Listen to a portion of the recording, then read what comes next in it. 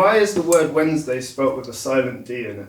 Wait, why is Wednesday spelt with a silent D in it? Because Wednesday is the root of all evil. The D in Wednesday is to f*** with you. Hey guys, we're the cast of Wednesday, and we're here to catch you up on season 1 to get you ready for season 2. Previously on Wednesday. Warning, there will be spoilers. First time you meet Wednesday in season 1, she's walking through the halls of Nancy Reagan High School. It's very obvious that she's an outcast and everyone is scared of her.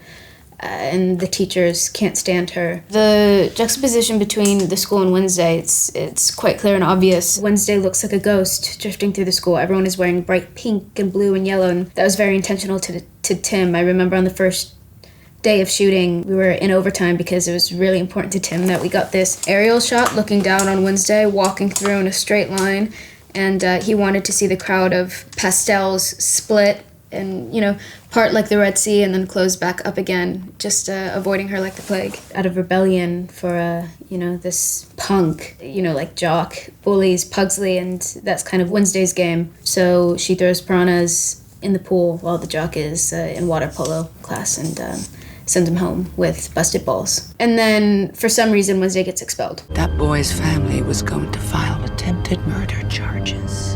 How would that have looked on your record? Terrible. Everyone would know I failed to get the job done. Nevermore Academy is where Wednesday ends up, and Nevermore is a haven for outcasts. Outcasts being folks who have superpowers or supernatural beings. There we learn to hone our skills, our powers, and while we're also, doing some maths and science. What are the vampires called? Fangs. Oh, I didn't. Great. Can I be honest? I didn't even remember that they were names. I don't think I knew that. Yeah, that's why I've just been calling I know. them. Okay, Furs, which are the werewolves. Then you have the fangs, the vampires. Scales.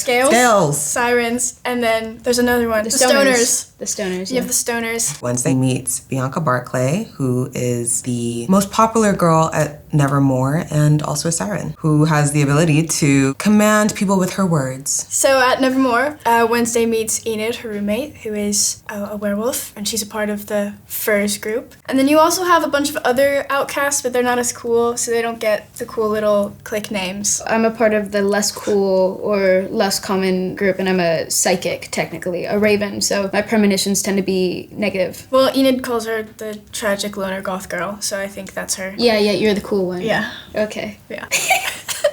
Are you feeling okay?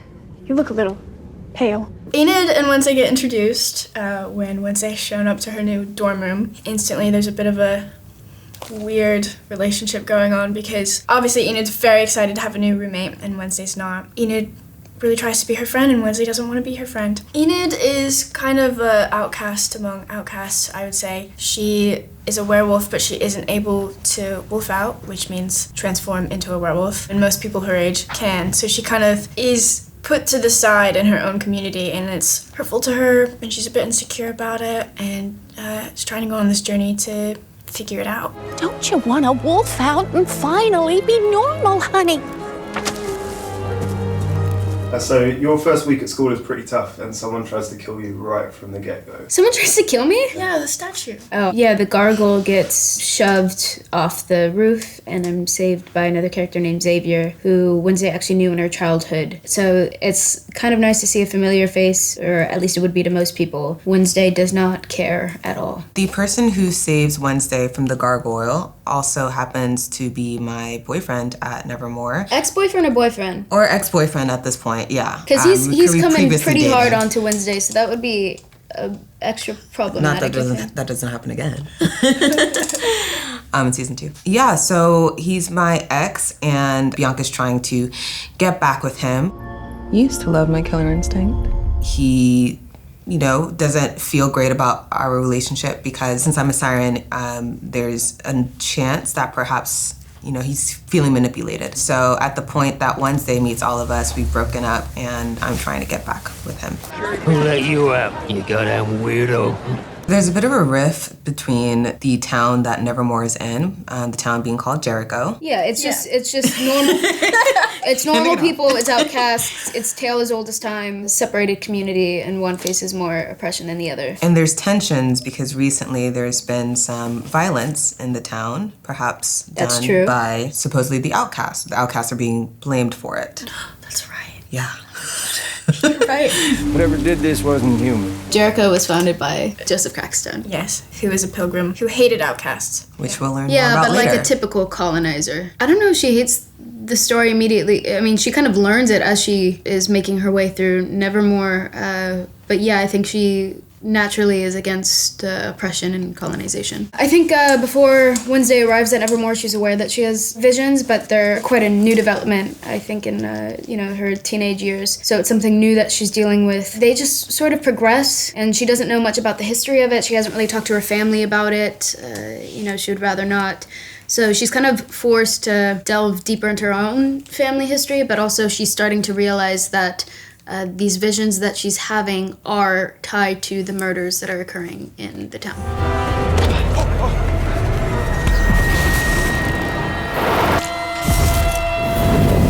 Wednesday grows suspicious of Rowan, who is, I believe he has like telekinetic powers, and he's a very troubled boy. When hunting him down, they get into, sort of this fight. Rowan tries to kill Wednesday, and she's not sure what's happening, and for the very first time we see the monster, and the monster kills Rowan.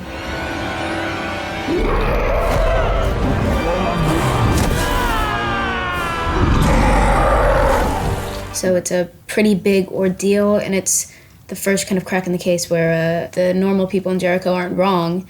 It is an outcast, but this is a breed of outcast that was thought to have gone extinct. So no one is knowledgeable about it. Nobody knows what it is. So the first time you see a Hyde, it's quite disruptive. Wednesday goes to visit Tyler one night. I can't remember why. There must have been, there's just I feel like the murder mystery was kind of coming to a point, and the violence and gore was progressing, and she had developed a real friendship with Tyler and went to visit him after work one day, and they share a kiss for the first time. But in order to have these psychic visions, you have to touch something involved with whatever mystery or whatever death you're dealing with. And I touch Tyler, who turns out to be the Hyde. So I see the killing of my therapist through the kiss. It's a very strong vision, and it knocks me off my feet, and he catches me very sweetly and romantically. But I kind of have to get out of there because I wasn't aware of this possibility, and considering how close I've let this, teenager get to me. For someone like Wednesday, who's so always ahead of the curve,